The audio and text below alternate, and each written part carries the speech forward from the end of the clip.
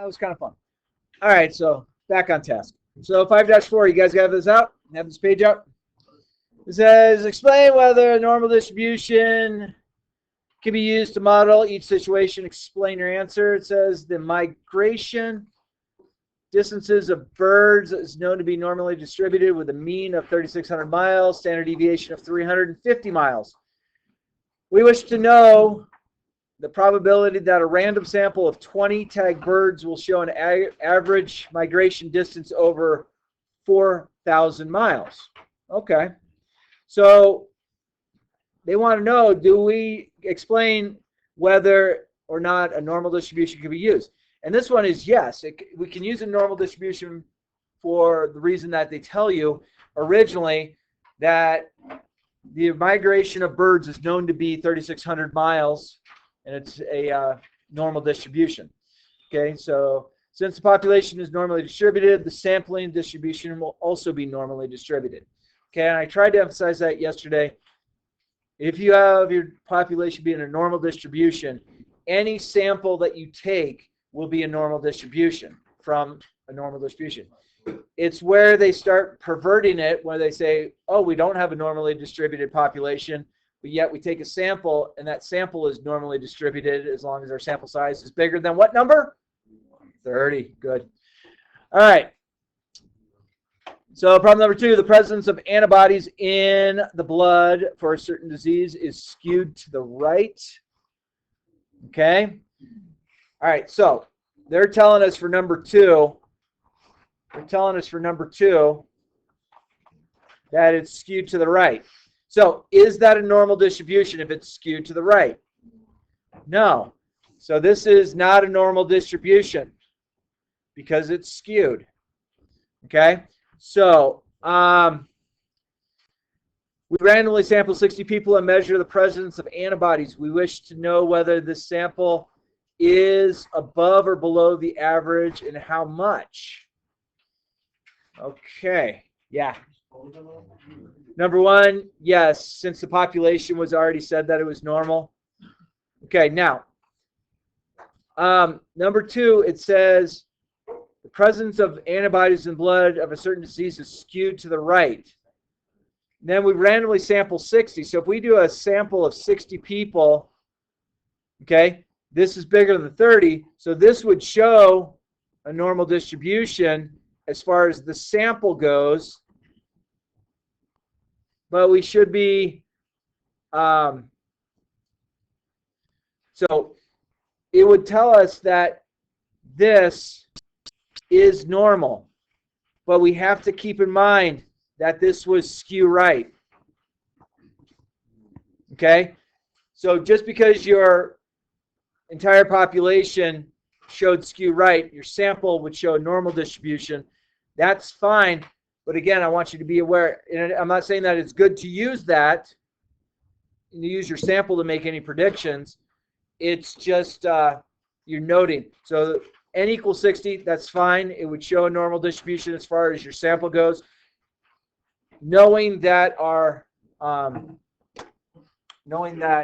it did not fall into it. Let's see. Not here, not here, not here, not here. Okay.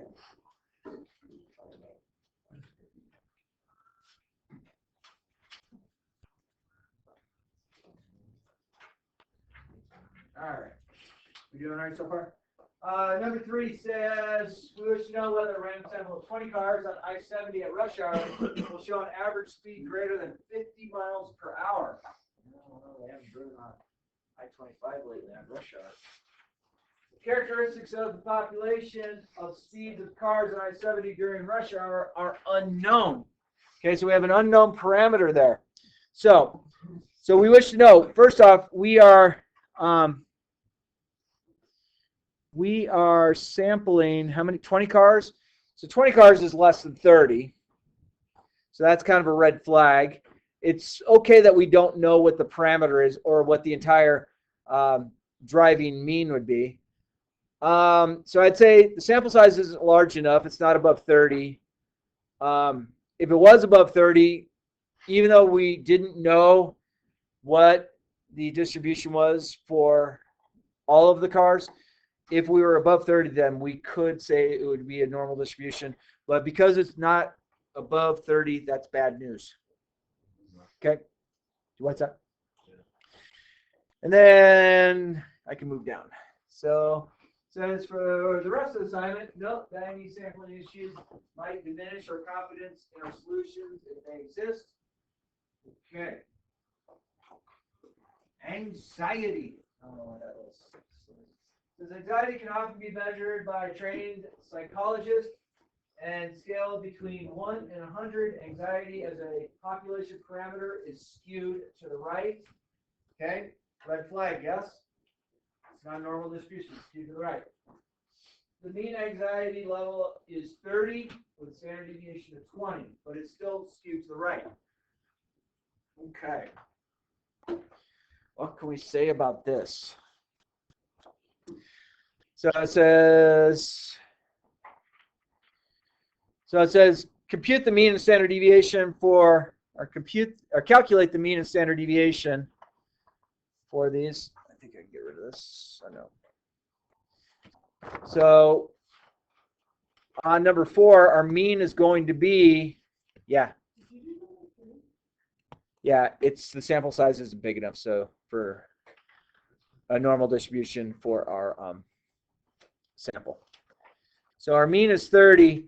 And then I want to find the standard error. So the standard error is the standard deviation divided by the square root of the sample size.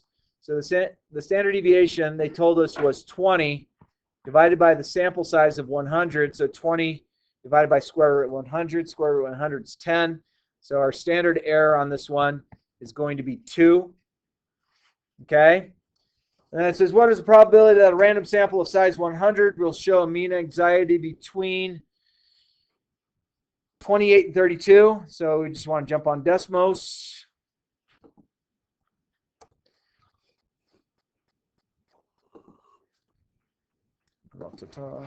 You guys having a nice day so far? Good. All right. So we have 30 as the mean, standard error. Notice I'm using standard error. I'm not using standard deviation because I'm dealing with a sample size. So now we want to just calculate what the probability of a random size of 100 people would show anxiety between 28 and 32.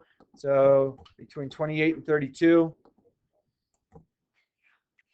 So it looks like we're talking about 68.3% roughly.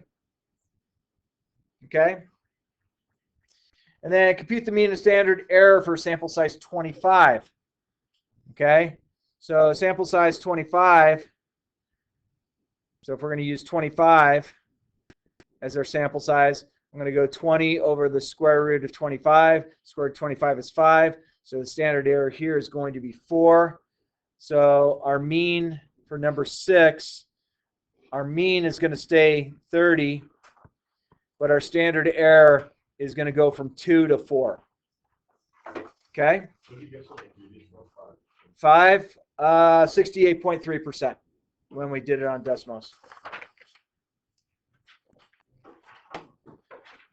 And then continued from the previous page. Oh, I got to flip the page over on this one.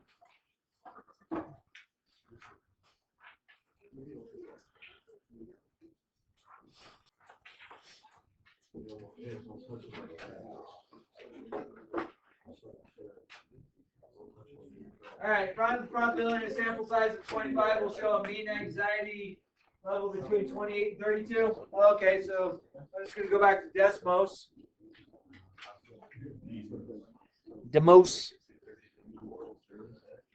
So I'm changing this from 2 to 4.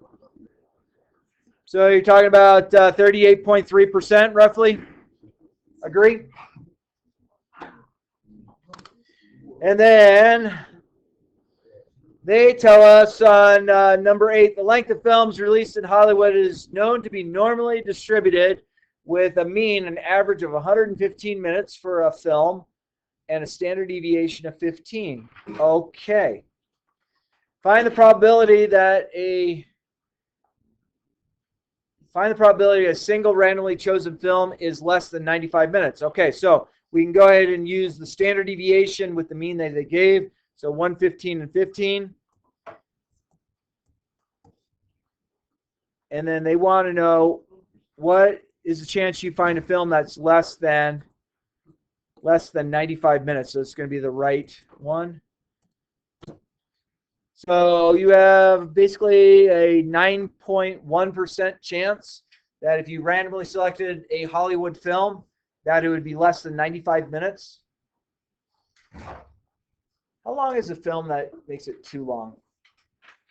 I'd say anything over like 2 hours 50. Oh my gosh, that's a long movie. But you know, because all the long ones are like hella good. So you know what I think one of the funniest things in any movies I ever saw? Did you guys ever see the movie Titanic? Yeah. As the ship is up like this and the one guy falls off the back, and as he's falling, he hits the prop. Boing. I just found that funny. Yeah, it was pretty fun. It's like, oh, this is bad. The person probably died. And I'm like, no, it's Hollywood. They didn't die there. All right. So find the probability that a random sample of 9 films will show an average time greater than 120 minutes. So friends, we need to. We're talking about 9 films. So we need to find the standard error, not the standard deviation. Okay, so we still know the mean is going to be 115. We know that the standard error is going to be the standard deviation that they gave us originally of 15 divided by the square root of 9. Well, square root of 9 is 3. 15 divided by 3 is going to be 5. So I'm now going to have a standard error of 5. So I'm going to use the standard error in place of the standard deviation for our sample population. Okay, so I'm going to replace this with 5. And then, what was it? Oh, greater than 120 minutes. Okay, so 120 is our bottom. And infinity would be our top.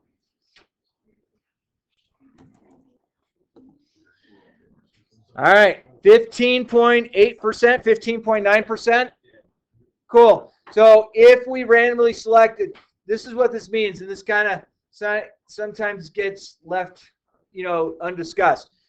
This means if I were to randomly select 9 films from all of the films in these archives of movies, somehow I gave a random number where it randomly generated 9 different films, the probability that the mean of those 9 films that I just grabbed out of the vault that were randomly selected, I have a 15.9% chance that the average length of those 9 films. So you're finding the average of those 9 films.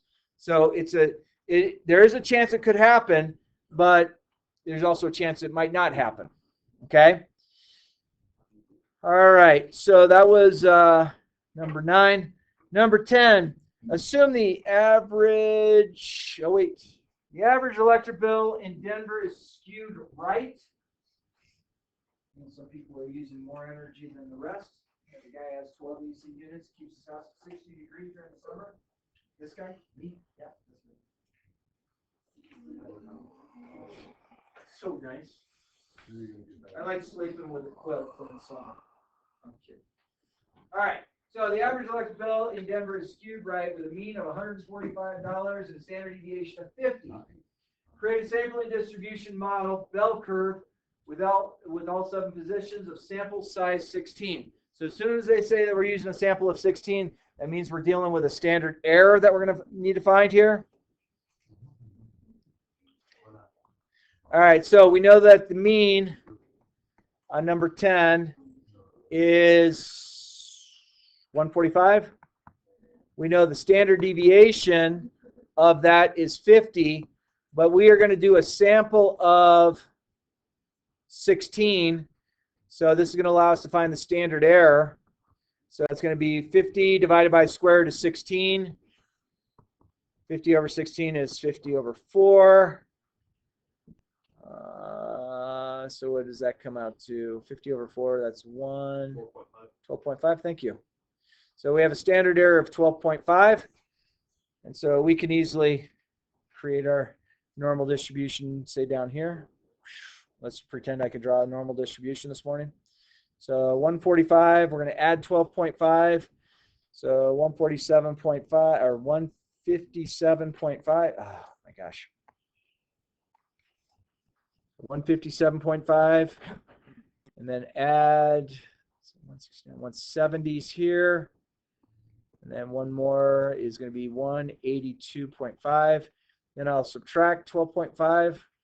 So that's going to be 132.5. And then that's going to take us down to 120. And then the last position will give us 12.5 less than that. So 12, 108, 107.5. There we go. That's our normal distribution, as pretty as it could be. Let's see. Describe the electric bills that are exactly one standard deviation above the mean and one standard deviation below the mean. Okay. So one standard deviation above is this. One standard deviation below is this, based off of our sample of 16. So number 11, the answer is from 132.5 to 157.5 is the cost of the electric bill. Oh, and we're going back to the 68, 95, 99, 7 rule. What percentage of all random samples of size 16 would produce an average electric bill within one standard deviation? Okay, so one standard deviation is this. This would mean that 68% of our electric bills would fall within one standard deviation, even of this, if we were dealing with the size 16 sample. Okay. All right. What are some other things we can do? What time are we out of here on Wednesday? Cool. All right. So my goal for you guys tomorrow, first off, do you feel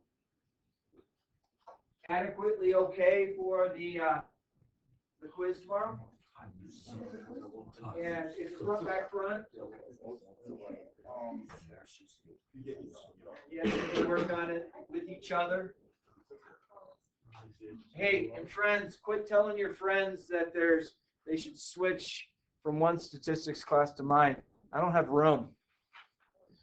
You have Stirrup statistics classes that there's 33 in this class and 34 in my third period. I'm full. There's other statistics classes that have in the 20s, low 20s. I don't have room in me.